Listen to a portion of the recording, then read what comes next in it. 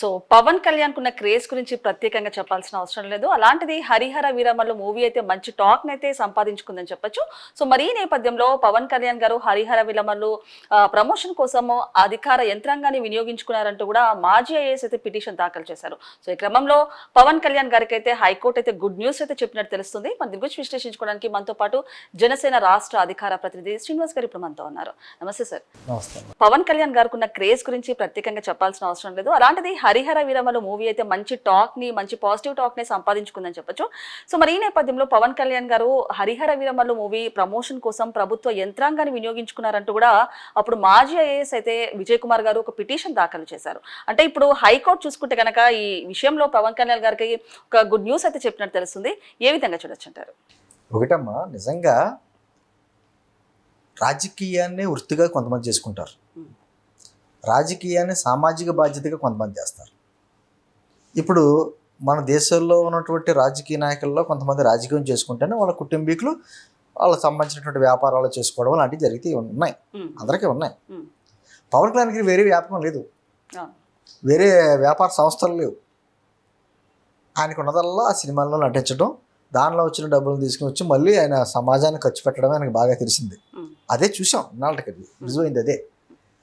అటువంటిది సినిమాలో నటించే వాళ్ళు రాజకీయాల్లో ఉండకూడదు, లేకపోతే రాజకీయాల్లో ఉన్న వాళ్ళు సినిమాలో నటించకూడదు, ఎవరు వీళ్ళంతా అసలు నాకు అర్థం అవ్వదు.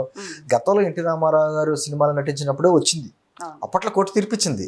వాళ్ళ వృత్తి అది, ఎవరి వృత్తి వాళ్ళు చేసుకున్నారు. అలాగే ఈ రోజునే కదండి, గతంలో అనేక మంది సినిమా నటులు రాజకీయాల్లోకి వచ్చిన తర్వాత కొన్నాళ్ళు సినిమాలు యాక్ట్ చేశారు, తప్పేముంది? వాళ్ళ వృత్తికి దీనికి సంబంధం ఏంటి? మరి ఇతర ఐఏఎస్ ఎలా చదివాడు నాకు అర్థం అవుతుంది. అంటే కావాలనే కక్ష కట్టి చెప్తారు కొంతమంది. యండమూరి వీరేంద్రనాథ్ గారు ఒకప్పుడు ఆయన ఏదో రాసుకుంటున్నటువంటి కొత్త నవలకు సంబంధించి ఒక పారాగ్రాఫ్ సోషల్ మీడియాలో పోస్ట్ చేశారు. దాంట్లో ఏంటంటే, ఇప్పుడు కుక్క ఉందనుకోమ్మ, రోడ్డు మీద వెళ్తుందో పండితుడో తెలదో తాగబోతో తెలియదు, అరుస్తుంది. అలాగే శుభకార్యానికి డప్పులు మోగుతున్నా అరుస్తుంది, చావు మేళ వెళ్ళినా అరుస్తుంది. దాని బుద్ధి అరవడం, దాన్ని పట్టించుకోకూడదు. పట్టించుకుంటే మనం ముందుకు వెళ్ళాం. అలాగే ఇటువంటి వ్యక్తులు కొంతమంది అటువంటి వాళ్ళకంటే హీనం. ఇప్పుడు చదువుకున్నాడు అతను కూడా, ఒక ఐఏఎస్ చేసాడు. మరి ఎలా చదివాడు, ఎలా పదవి అనిపించాడో మనకు తెలియదు. కేవలం ఇతని వెనకాల ఎవరున్నారు అన్నది ఇంపార్టెంట్. ఎందుకంటే పనుగట్టుకుని పవన్ కళ్యాణ్ గారి మీద విమర్శ చేస్తున్నాడు అతను.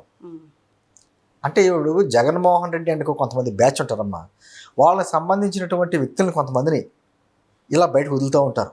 వెనకాల నుంచి ఆర్థిక సహాయంగా వాళ్ళు చేస్తూ ఉంటారు అన్నమాట. ఈ మధ్యన టీవీలో కనపడుతున్నటువంటి అనలిస్టులు కూడా అంతే, వాళ్ళ వెనకాల నుంచి ఫండింగ్ అంతా ఆ పార్టీ నుంచి వస్తూ ఉంటాయి. ఇప్పుడు జగన్మోహన్ రెడ్డి గారు అనుకొని నిజంగా సపోర్ట్ చేస్తున్నారంటే వాళ్ళ కులమైన ప్రభావం చూపించాలి, మతమైన ప్రభావం చూపించాలి, లేకపోతే ఏదన్నా ప్యాకేజీలను అందుకోవాలి. ఇది కాకుండా ఇంకో బ్యాచ్ ఉంటారు, వాళ్ళు ప్రత్యేకించి చంద్రబాబు నాయుడు గారు పవన్ కళ్యాణ్ గారు ఒక విషయం చంపే బ్యాచ్ ఉంటుంది.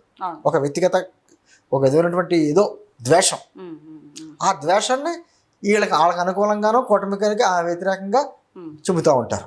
దానిలో భాగంగానే వీళ్ళు ఈ మధ్యకాలం వస్తున్నారు కొంతమంది, ఎవరో ఏమంటారో లాయర్లు, మాజీ జడ్జీలు, లేకపోతే మాజీ ఐఏఎస్లు, వీళ్ళంతా కూడా చేసే పని ఏంటి? నిజంగా నువ్వు చదువుకున్న చదువుకి న్యాయం చేయాలనుకుంటే, నిజంగా ప్రజల పట్ల ప్రేమ ఉంటే, ఈరోజు కూటమి ప్రభుత్వంలో జరుగుతున్న ఏదన్నా తప్పిదాలుంటే ఎత్తి చూపించు. ఖచ్చితంగా కూటమి ప్రభుత్వం సరి చేసుకునే ప్రయత్నం చేస్తుంది.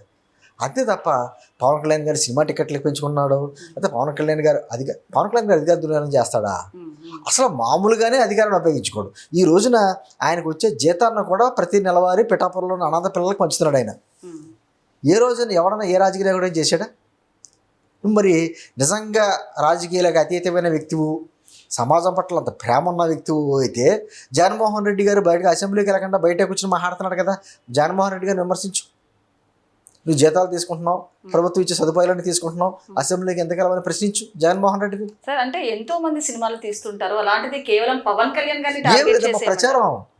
ఇప్పుడు ఒక నేను చెప్తా ఉంటాను, ఎప్పుడన్నా హిందూయిజాన్ని విమర్శిస్తే హీరోయిజం, పవన్ కళ్యాణ్ గారిని విమర్శిస్తే ప్రచారం. ఇది అయిపోయింది. పవన్ కళ్యాణ్ గారిని విమర్శించేటప్పటికి అందరూ అతనికి రెస్పాండ్ అవుతారు. ఇప్పుడు మాట్లాడట్లేదా?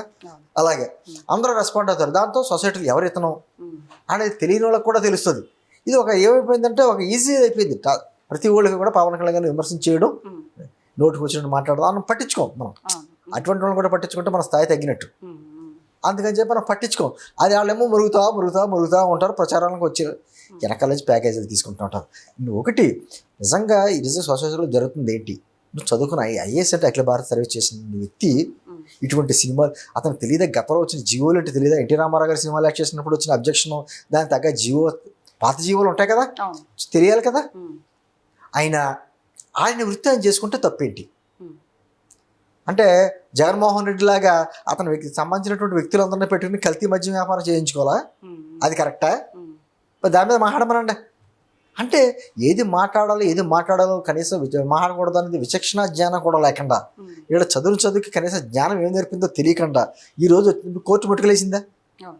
అంత అవసరమా నీకు?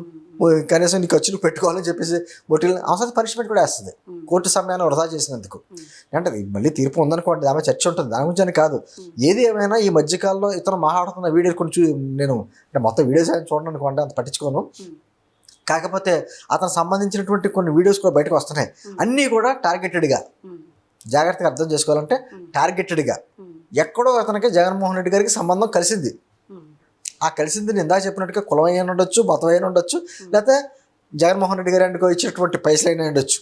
ఎక్కడో కలిసిన మూలన బయటకు వచ్చి ఖాళీగా ఉన్నట్టున్నాడు, స్టూడియోలోకి వచ్చి అదే మాట మాట్లాడుతున్నాడు. ఇప్పటికైనా నేను అంటుంది కోర్టు ఇటువంటి వ్యక్తులను కూడా సరైన పనిష్మెంట్ ఇవ్వాలి. అనవసరమైనటువంటి విషయాలు తీసుకొచ్చి కోర్టు సమయాన్ని వృధా చేస్తున్నాడని చెప్పేసి ఓ పనిష్మెంట్లు కూడా వేయాలి. తర్వాత అడుగుతుంది, ఎందుకు నువ్వు చదువుకి విధానం ఏంటి, ఇదా నువ్వు చేసేటువంటి పోరాటం దీని మీద అనేది కూడా ప్రశ్నించాలి. లేకపోతే ఏమవుతుందంటే సమాజంలో ఇటువంటి విషపురుగులు పెరుగుతూ ఉంటాయి. ఎక్కడో చోట ఎక్కడ ఫుల్ స్టాప్ పెట్టకపోతే, ఎందుకంటే అక్కడికే మేము సంయమనం పాటిస్తాం. మామూలుగా మాకున్న పేరేంటంటే జన సైనికులు అంటే కొంచెం దుందుడుగా ఉంటారు, చాలా స్పీడ్గా ఉంటారు, అది ఇది అని చెప్పి చాలా సంయమనం పాటిస్తూ ఉంటాం. ఎందుకంటే మమ్మల్ని ఎక్కడెక్కడ కంట్రోల్ చేస్తూ ఉంటాడు పవన్ కళ్యాణ్ గారు. వాళ్ళు చేసినట్టుగా విధానం మనం చేసినా, వాళ్ళు మాట్లాడిన విధానం మనం మాట్లాడినా, వాళ్ళు చేసినట్టుగా మనం చేస్తే వాళ్ళకే మనకి ఉన్నటువంటి వ్యత్యాసం ఏమి ఉండదు. కాబట్టి మనం సమయం పాటిద్దాం. ఎందుకంటే ఖచ్చితంగా ఏమంటారు, పళ్ళున్న చెట్టుగా రాళ్ళు దెబ్బలు అన్నట్టుగా ఇటువంటి వాళ్ళు అందరూ చాలా వస్తాయి. ఇప్పుడు ఇతను కాకపోతే ఇంకొకడు ఈ సుగాల ప్రతిల కేసులు చూసాం కదా. అలా నేను అంటుంది చాలా మంది ఈ మధ్యకాలంలో ఏంటంటే ఏదో రకంగా బురద చల్లాలన్నట్టు విషయంలో అందులోనే ఆ సాక్షి ఛానల్లో కొంతమంది కూర్చుంటున్నారు. వాళ్ళు అంతే. నిజంగా ఎన్నిస్ట్లో అంటే సమాజం పట్ల ప్రేమతో ఉండాలి, ప్రజల గొంతుగా మాట్లాడాలి, పార్టీల గొంతుగా మాట్లాడుకుంటే వాళ్ళు ఎన్నిస్ట్ అవడం. అండ్ ఇంకొకటి సార్, సుగాలి ప్రీతి కేసులో అప్పట్లో దరిచేర్చుకుందే పవన్ కళ్యాణ్ గారు అని చెప్పచ్చు. అలాంటిది పవన్ కళ్యాణ్ గారి మీద ఇవాళ డబ్బులు తీసుకోనో లేకపోతే ఇంకేదో వేరే వాళ్ళ మాటలు విని ఇలాంటి వ్యాఖ్యలు చేయడం ఏ విధంగా చూడచ్చు? అంటే నేను అంటుంది ఒకటే, ఆ సబ్జెక్ట్ అని కాదు, కానీ ఏది ఏమైనా కొంతమంది ట్రాప్లో పడుతున్నారు, అలా అర్థం చేసుకోవాలి. ఇప్పుడు పవన్ కళ్యాణ్ గారు, ఇప్పుడు ఈ విజయ్ కుమారే ఉన్నాడు, పవన్ కళ్యాణ్ గారి మీద సినిమా టికెట్ల మీద లబ్ధి పొందుతున్నాడు. మరి పవన్ కళ్యాణ్ గారు తన సొంత సొమ్ములతో కౌలు రైతులకి దాదాపు 3,000 మందికి ఒక్కొక్కరికి ₹1,00,000 చొప్పున అకౌంట్లో వేసాడు. మరి ఆ రోజున నేను ఏమైనా మెచ్చుకోవాలి వచ్చిందా? కరోనా టైంలో గవర్నమెంట్, అప్పుడు జగన్మోహన్ రెడ్డి ప్రభుత్వం ఉంది కదా ఇక్కడ, అక్కడ ఏపీ గవర్నమెంట్కి 50 లక్షలు, తెలంగాణ గవర్నమెంట్కి 50 లక్షలు, కేంద్ర ప్రభుత్వానికి ₹1,00,00,000 ఇచ్చాడు. ఏ రోజైనా నీకు అనాథరైజ్డ్గా వెనకాల నుంచి సపోర్ట్ చేస్తున్న నాయకుడు జగన్మోహన్ రెడ్డి ₹1 ఇచ్చాడా? గతంలో అతను ముఖ్యమంత్రిగా ఉన్నాడు, భారతదేశంలో అత్యంత ధనిక ముఖ్యమంత్రి కదా, ఏ రోజైనా ఇచ్చాడు ₹1? నెట్టంది ఒక దగ్గర నీకు ఇబ్బంది కలిగినప్పుడు ప్రశ్నించావు, మంచి చేసినప్పుడు మెచ్చుకోవాలగా. లేదు అంటే నీ వెనకాల ఏదో ప్రత్యేకమైనటువంటి హిడెన్ ఎజెండా ఉంది. ఆ హిడెన్ ఎజెండాతో వచ్చి ఈ రోజున ఒక ప్రచారం కోసమో లేకపోతే వాళ్ళు ఇచ్చే పైసల కోసమో లొంగిపోయి ఇటువంటి మాటలు మాట్లాడుతున్నాం. చూస్తా ఊరుకుంటామమ్మా. ఆ పరిధి దాటితే మాత్రం వేరేగా ఉంటుంది. కానీ పరిధి దాటకుండా మీ ఇష్టం ఎటువంటి కామెంట్లు చేసినా మేము ఇందాక చెప్పినటువంటి సామెతగా ఒక కుక్కలు మురుగుతున్నాయేమో అన్నట్టుగా చాలా సింపుల్గా వదిలేసి ముందుకు వెళ్ళిపోతాం. Okay sir.